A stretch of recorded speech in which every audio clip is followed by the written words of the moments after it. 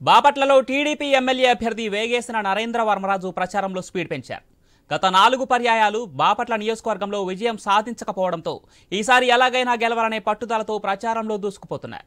2024లో గెలిచి Bapatla TDP seat గిఫ్ట్గా ఇస్తారని నరేంద్ర వర్మ అన్నారు. నిరంతరం ప్రజలకు తోడుగా ఉంటారని భరోసా ఇచ్చారు. నియోజకవర్గాన్ని అభివృద్ధి పథంలో నడిపిస్తారని హామీ ఇచ్చారు.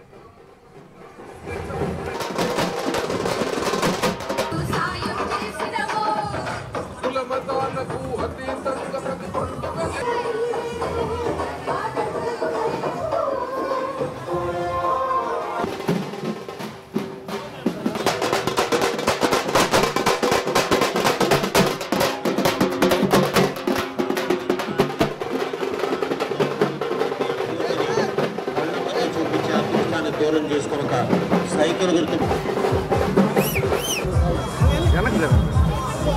కొద్దిగా వెనక్కి జరగదు.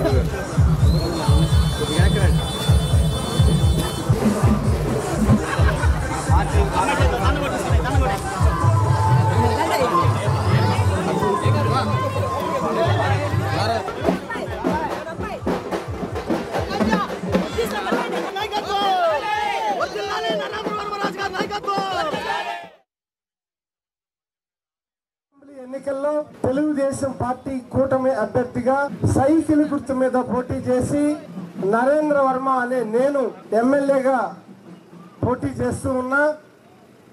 మీ అమూల్యమైన ఓటుని, మీ పవిత్రమైన ఓటుని సైకిల్ గుర్తు మీద వేసి తద్వారా మన ప్రాంత అభివృద్ధిలో, అలాగే మన ఆదర్శ నగర గ్రామంలో అభివృద్ధి పనుల కోసం ఒక మంచిని వ్యక్తిని ఎన్నుకునే దిశగా మీరు అడుగులేయాలని, మీ ఓటు అర్థించడానికి, మీ ఓటు అడగటానికి నేను ఆదర్శ నగర్ ఈరోజు వచ్చా.